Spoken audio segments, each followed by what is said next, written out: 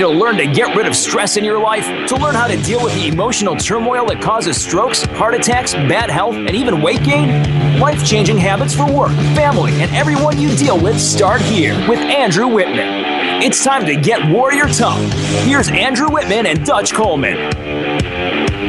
All right, it's time to get warrior tough, the most monumental hour in media anywhere. We are leadership and mental toughness coaches Andrew Wittman and the Dutch Coleman. What is going on, Dutch?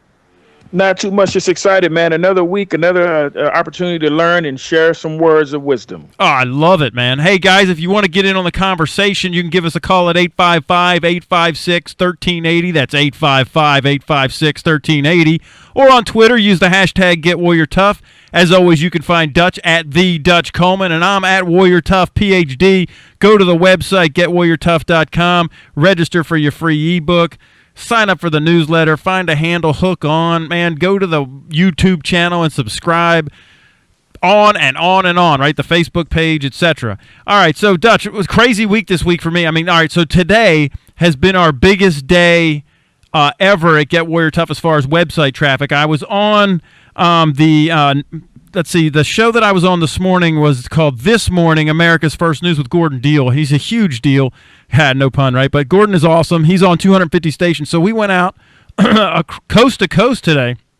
All the way, I mean, Hawaii, Alaska, California. So we had orders. Books are flying off the shelf. We're shipping books today left and right from like Washington State and California and Texas and, Virginia and Maine and all over the place. And people are signing up for the newsletter. So if you guys are in our audience and you haven't gotten your book yet, listen, you need to get on it because the rest of the nation is beating you to the punch. Hey, man, it's good to hear that. It's good to know that. Be a part of the trend. Be a part of the movement that is Get Warrior Tough. Advance yourself, your life, those around you, and let's get happy. Yeah. So, and Gordon's awesome. Did you know that he's the PA announcer for the New York Giants, man? Oh man, no, I didn't know that. Yeah, and he does Army too, and he's on these 250 stations. I mean, he's an awesome dude. He's a Rutgers grad. So that's kind of like your neck of the woods, right? Area. Isn't that up that way? Like, isn't that a Big Ten school or something?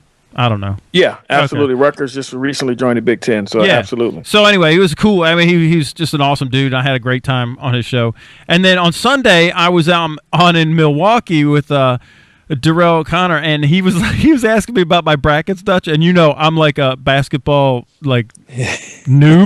I'm like a dope, right?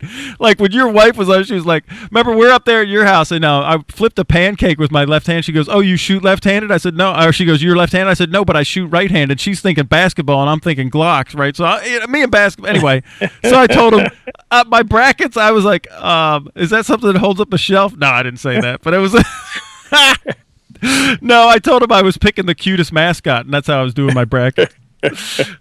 He told me some guy at the office pool up there at WTMJ in Milwaukee. He'd won like 3 out of 4 years doing that.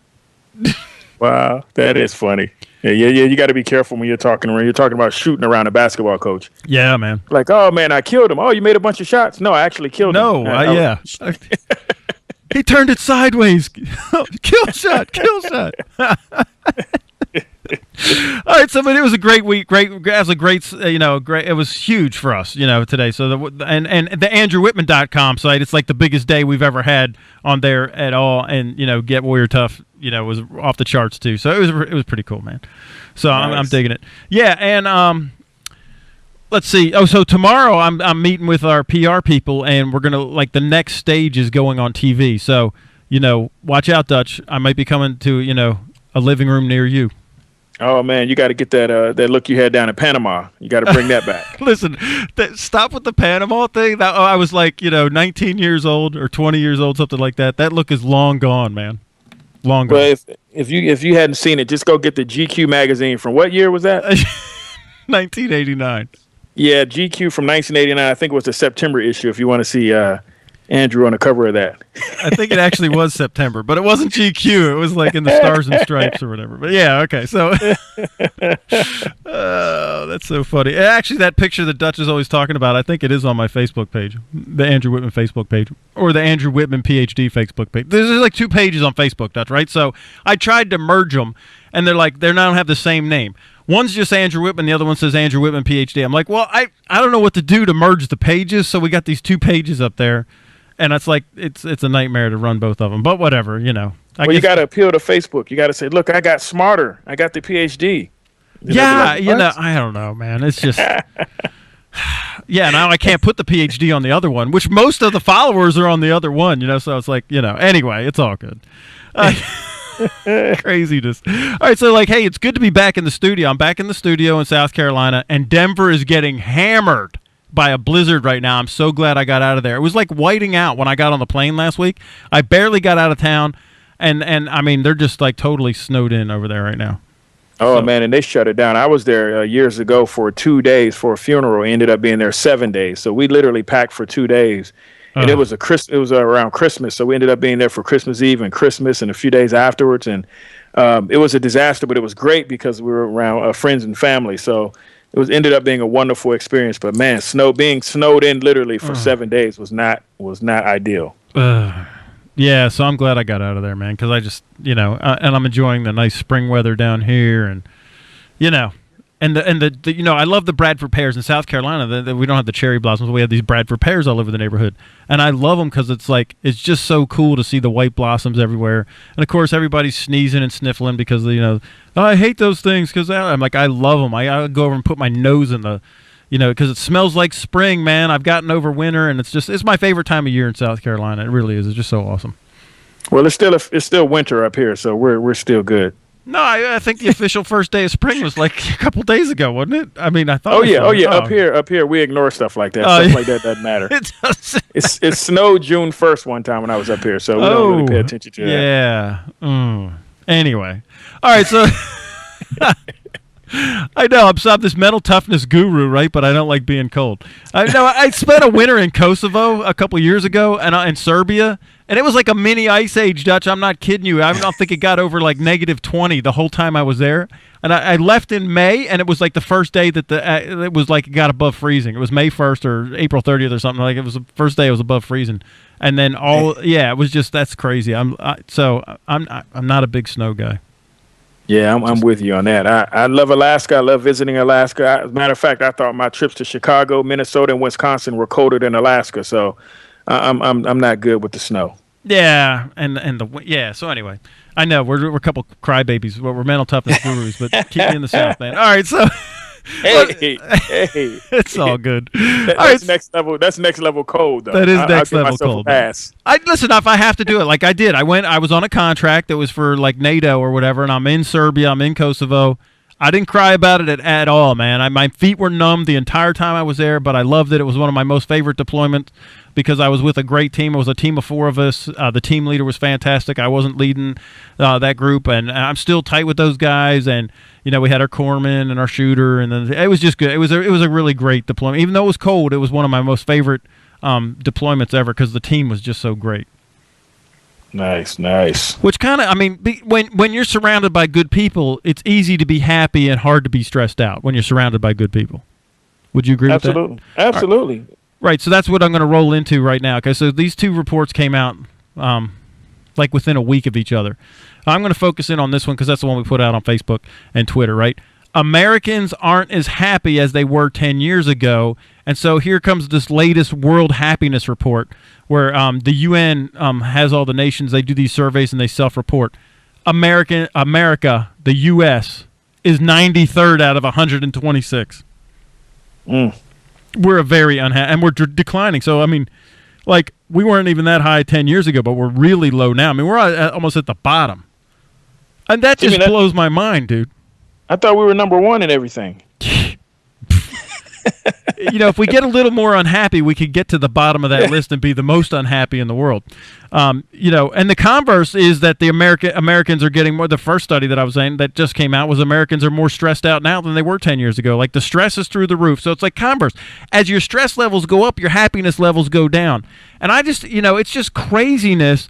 And so I had someone asked me a question this week. So, hey, Andrew, why is the decline? Why are we declining in happiness?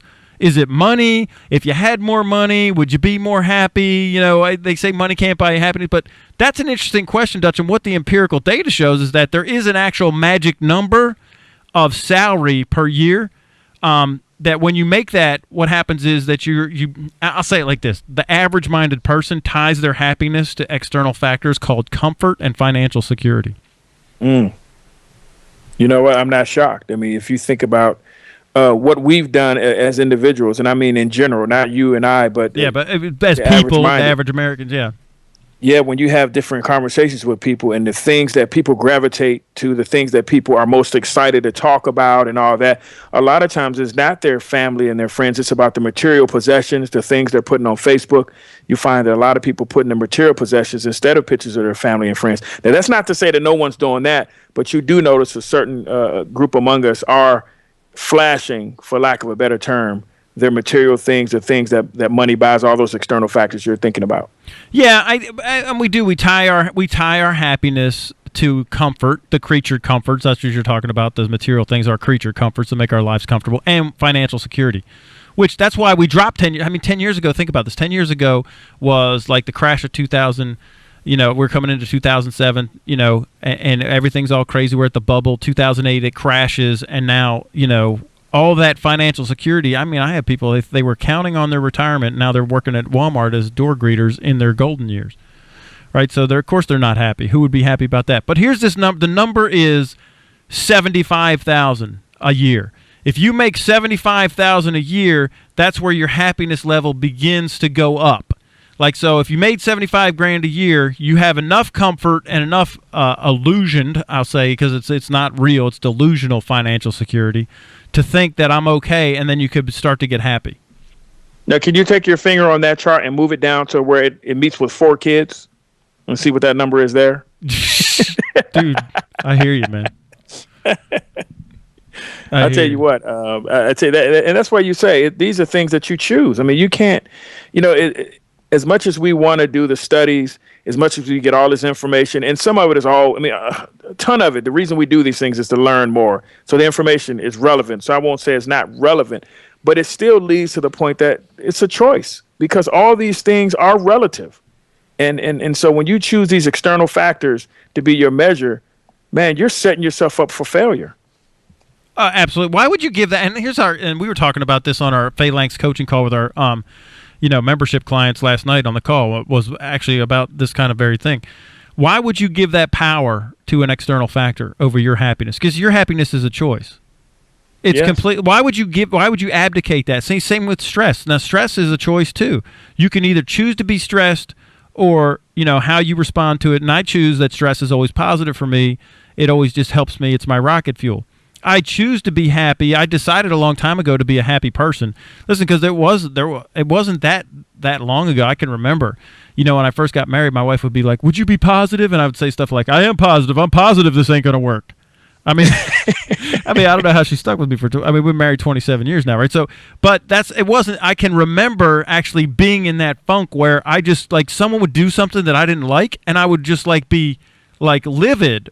For what, man? I can't control what other person. So now it's wrecked my whole day, and I walk around with this scowl and this chip on my shoulder. Why would I give that power to somebody else over me? Why would I, because of what somebody else did or said, why would I take that and then internalize it and then let it rob me of my own happiness? Absolutely. And it is absolutely a choice. You are giving that stuff.